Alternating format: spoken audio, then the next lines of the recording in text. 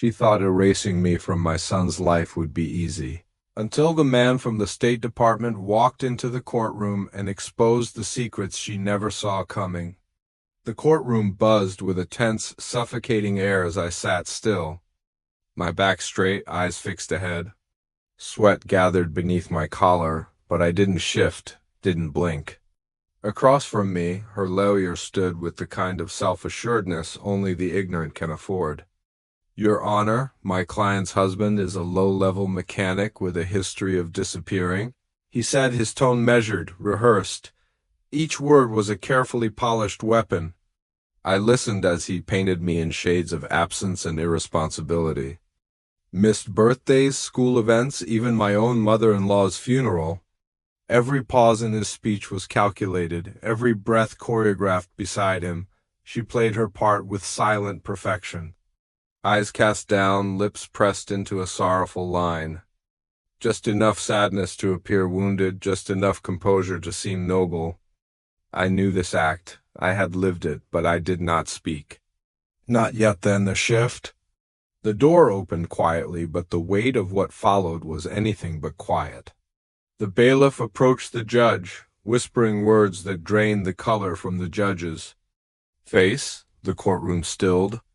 A man entered, clad in a suit that seemed sharper than the glares thrown my way. His badge flashed beneath the sterile lights. Your Honor, he began, voice slicing through the tension. My client's disappearances are a matter of national security.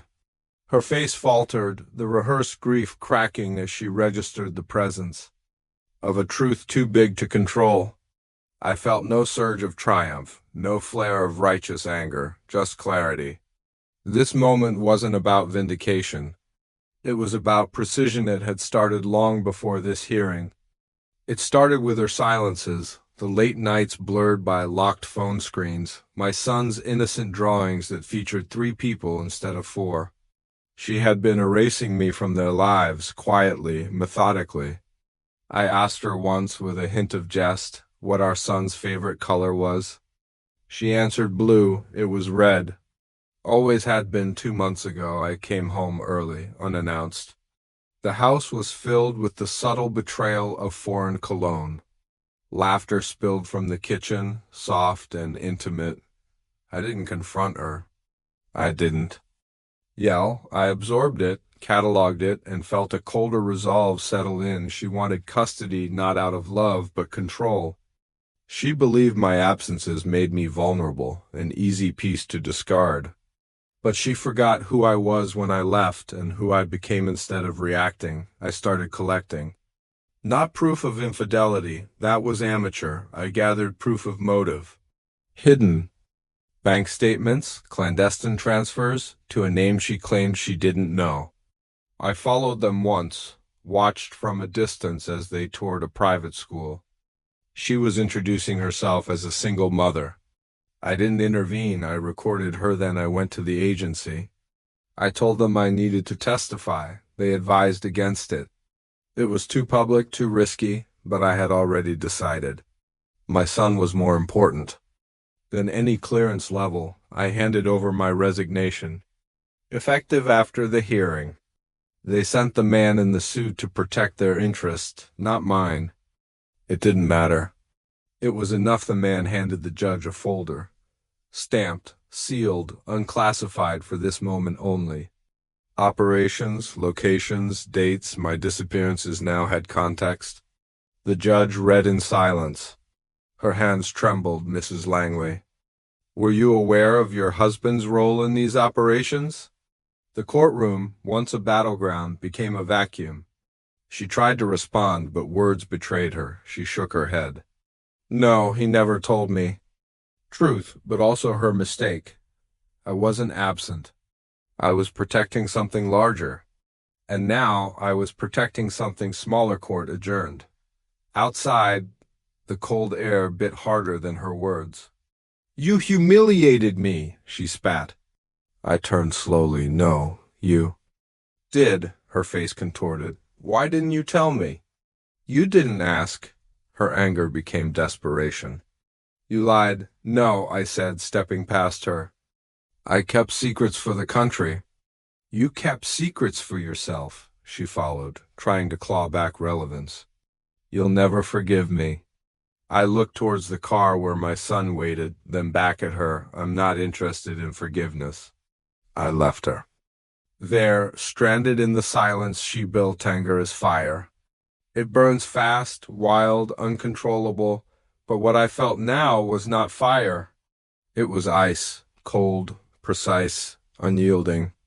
She wanted to dismantle my life piece by piece, but in doing so, she had underestimated me.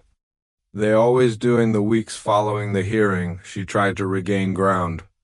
A flurry of emails, calls, messages laced with veiled accusations and hollow apologies. I didn't respond. Every message was another thread in a web of desperation. I focused on my son. He had questions. Simple, innocent questions layered with unspoken fears. Are you staying now? He asked one evening, his voice small. Yes, I said, and this time it wasn't a promise. It was a fact he had left a life of shadows for something brighter, clearer. My work was done. All of it. She didn't handle irrelevance well. Control had been her currency, and now she was bankrupt. The custody battle wasn't about parental fitness. It was about narrative. She wanted the world to see me as absent, as negligent, as replaceable. But the truth had a way of surfacing. She attempted to pivot, to paint herself as a victim of deception. But the record spoke louder. Transfers to accounts she shouldn't have known, conversations that contradicted her testimonies. She wasn't just exposed. She was dismantled. I didn't relish her downfall. There was no satisfaction in her collapse. It was simply necessary. One evening, a mutual acquaintance reached out. A carefully neutral message. She was struggling, they said. Maybe I should reach out. I deleted the message. Her struggles were her own. To navigate, my focus remained forward. My son and I carved a new rhythm, one untainted by deceit.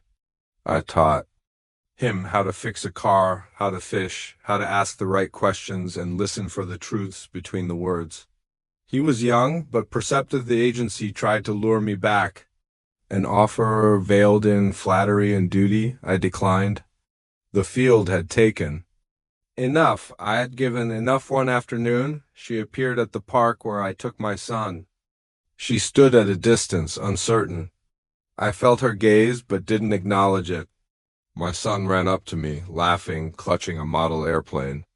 His joy was pure, untouched by the wreckage of adult failures. She approached cautiously. I just wanted to talk. I faced her, calm. Talk isn't what you want. You want control? You want a stage? This isn't it. Her composure fractured.